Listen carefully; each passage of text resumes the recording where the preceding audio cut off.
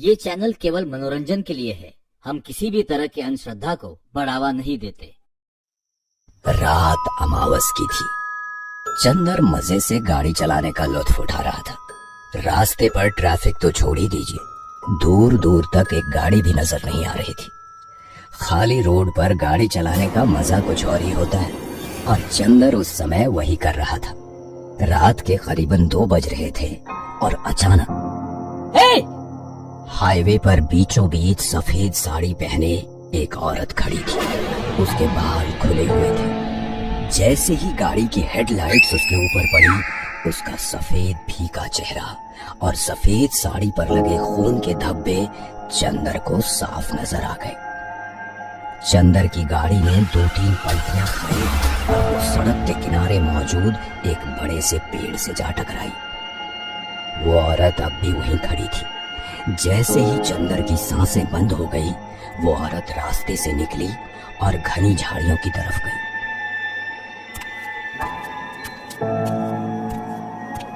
आज बड़ा शिकार मिला। ये अमावस की रात हमेशा कुछ न कुछ अच्छा दिलाती ही है। चल, बड़ा हाथ मारा आज हमने। तुम्हें डर नहीं लगता किसी दिन कोई गाड़ी आकर मुझे ठोकर देगी? पागल मत बन, आज तक कभी हुआ ऐसा? आखिर कब तक करना है ये सब? और पैसे जमा होने तक। वैसे भी इससे अच्छा काम और कोई हो सकता है? हर 15 दिन में 10-12 हजार तो यूं ही मिल जाते हैं। फिर इस काम में क्या बुराई है? चल जल्दी कपड़ा बदल ले, निकलना होगा किसी के आने से पहले। रतन और कंचन का यही एक काम था। हाईवे पर अमावस की रात में किसी ना किसी सुनसान जगह पर कंचन खड़ी रहती थी और उसे बचाने के चक्कर में गोते खाती कार के ड्राइवर को लूटकर रतन भाग निकलता था। अगली अमावस तक माहौल ठीक ठाक रहा तो दोनों वापस यही हरकत करते थे। रतन, तुमने उस कार वाले को चाकू मारा?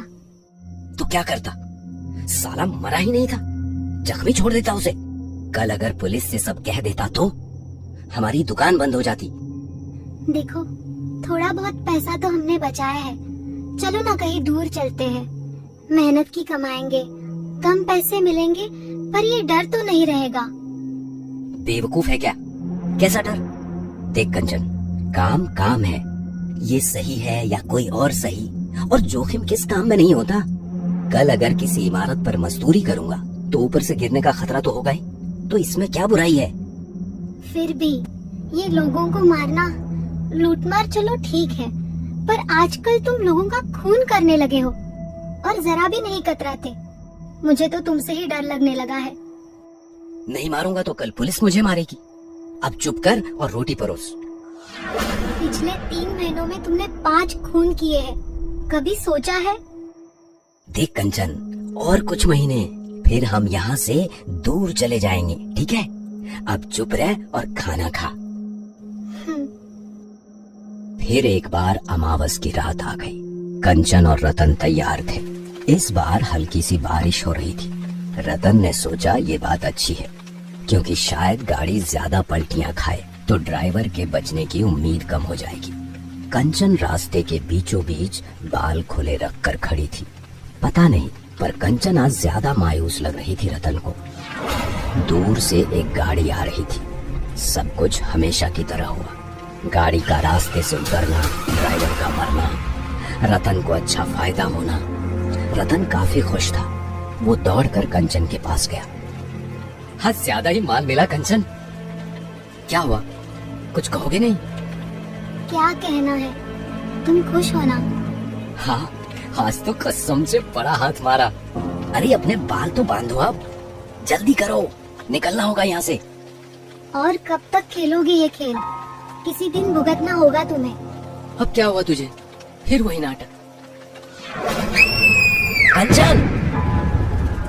कंचन सामने ही जमीन पर पड़ी थी। बदन से निकलते खून को बारिश का पानी फैला रहा था। किसी ने उसका पेट बुरी तरह से फाड़ा था।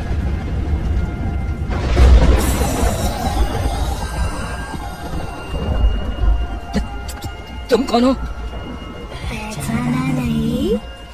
तुम जिंदा? ये वही औरत थी जिसे रतन ने एक्सीडेंट के बाद बेरहमी से चाकू चलाकर मार डाला था।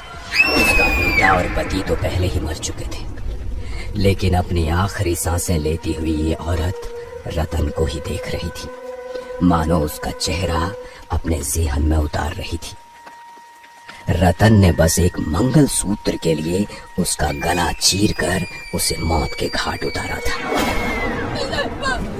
बचाओ! बचाओ! बचाओ! चीखते चिल्लाते रतन ने वहां से भागने की कोशिश की, लेकिन बदले में सुलगती रूह के मुकाबले उसका भागना बेकार गया। उस भयानक औरत ने उसे अपने लंबे हाथों से जकड़ लिया और बड़े आराम से उसका गला अपने नुकीले नाखूनों से चीरती रही जब तक उसकी जान नहीं निकल गई।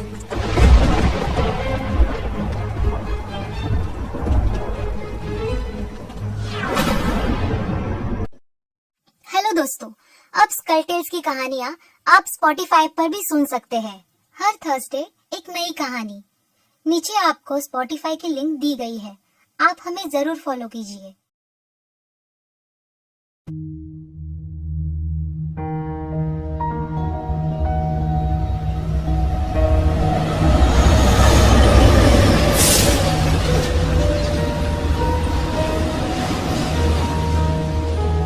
नीरज वर्मा मथुरा नगर कोर्ट का एक उभरता वकील उस दिन बड़ा ही खुश था। अपनी पत्नी के साथ सेकेंड हैंड कार खरीदने वो गैराज वाले के पास गया था। नहीं यार, सेकेंड हैंड बाइक का है, इतनी महंगी क्यों बेच रहे हो? सर महंगी नहीं है ज्यादा, आप लेकर तो देखिए, आपका पैसा वसूल होगा, ये यकीन मानिए। नहीं जाने दो, मैं किसी और जगह जाता हूँ, थैंक यू। ठीक है, जैसी आपकी मर्जी।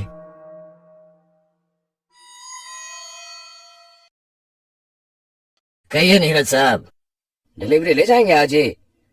हाँ, ये पैसे दीजिए, गाड़ी आज ही ले जाऊंगा। क्यों अपनी? गाड़ी घर आने के बाद नीरज का घर खुशियों से आबाद हो गया।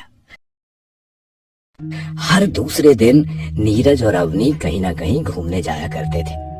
गाड़ी आने के बाद कॉलोनी में भी नीरज का रुतबा बढ़ने लगा था, लेकिन गाड़ी की एक बात बड़ी ही अजीब थी।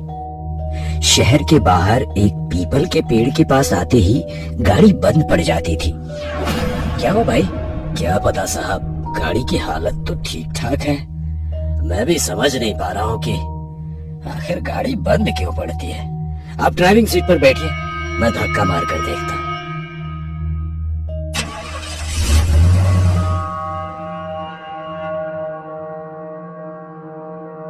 अजीब बात है साहब, किसी दिन गाड़ी पूरा दिन गैराज में रखना, एक बार चेक तो कर लेता हूँ।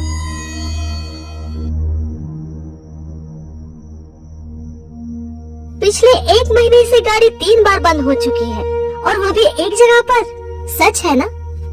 हाँ सच है, मगर कहना क्या चाहती हो? नीरज, देखो मुझे यह बात बड़ी अजीब लग रही है। तुम किसी मंदिर में जाकर गाड़ी की शांति करा लो, ऐसे होते रहना ठीक नहीं है।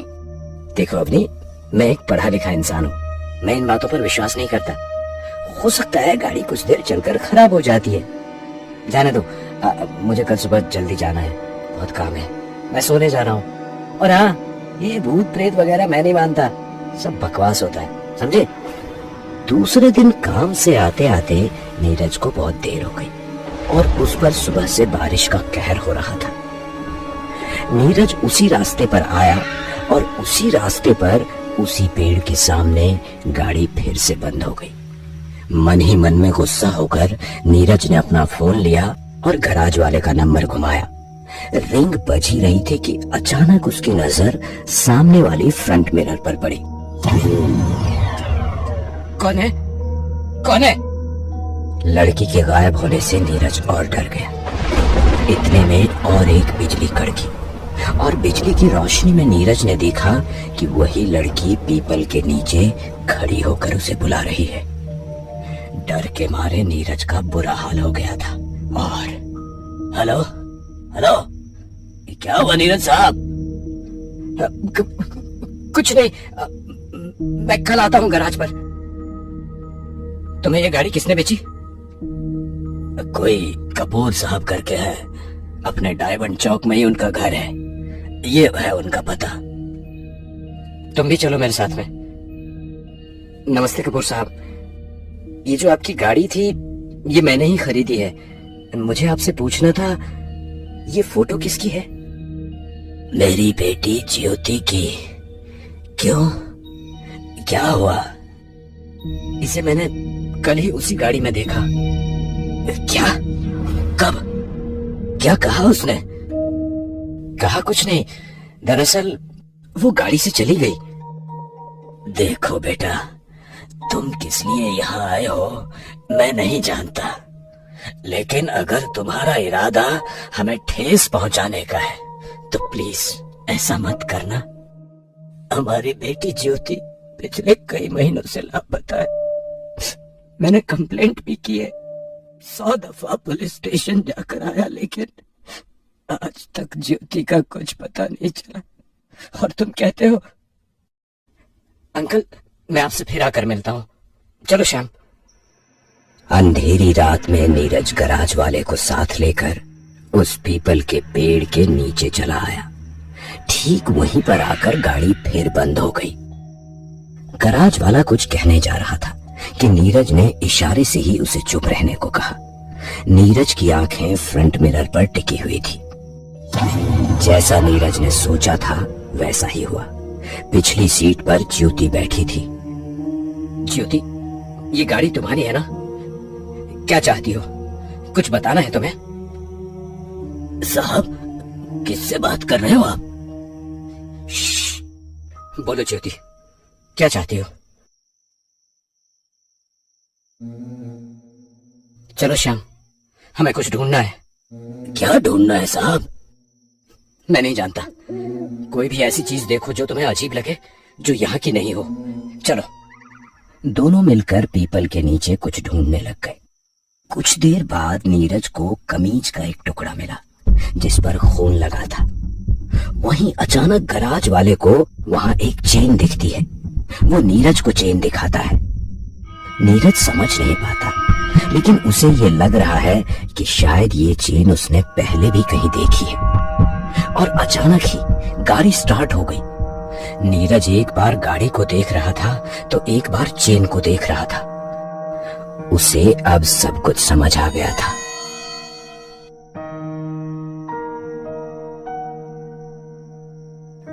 श्याम, याद है हम ये गाड़ी लेने आए थे, तब एक लड़का कोई बाइक खरीदने आया था। हाँ याद है साहब। तुम उसका नंबर या पता बता सकते हो? बिल्कुल दे सकता हूं।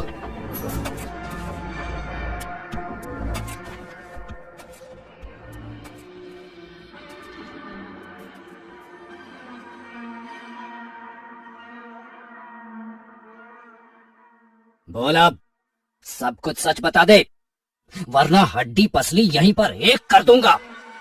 बताता हूँ साहब, मैं ज्योति के कॉलेज में पढ़ता था। ज्योति अमीर घर से है, ये हमें पता था। हमें नशे के लिए पैसों की सख्त जरूरत थी, इसीलिए हमने एक प्लान बनाया। हमने किसी बहाने ज्योति से लिफ्ट मांगी और उसे उस पेड़ के रास्ते पर ले गए। वहाँ हमने उसका सारा पैसा और गहने चाकू की नोक पर हथिया लिए, लेकिन हमें डर था कि कहीं वो हमारी कंप्लेंट ना कर दे, इसलिए हमने उसे गाड़ी में ही गला घोंट कर मार डाला और उसकी लाश उसी पेड़ के नीचे गाड़ दी। गलती हो गई साहब, माफ कर दीजिए। तो ये नई चेन कहाँ से आई? ज्योति के साथ हाथापाई में शायद मेरी चेन वहाँ गिर गई। पापा डांटेंगे, इसीलिए ज्योति के लूटे पैसों से वैसी ही एक चेन खरीद ली, क्योंकि वापस पेड़ के पास जाकर चेन ढूंढने में डर लगा साहब। शर्म नहीं आती? अपनी लत के लिए किसी मासूम की जान लेते हो। सड़ते रहो अब उम्र भर जेल में। ले जाओ इन्हें। थैंक यू बेटा, आज तुमने मेरी ज्योति को इंसाफ दिला दिया। भगवान तुम्हें सदा सुखी रखे। 1 साल बीत चुका है इस घटना को। ज्योति के कातिलों को सजा मिली, और तब से आज तक नीरज की गाड़ी फिर कभी वहां बंद नहीं हुई।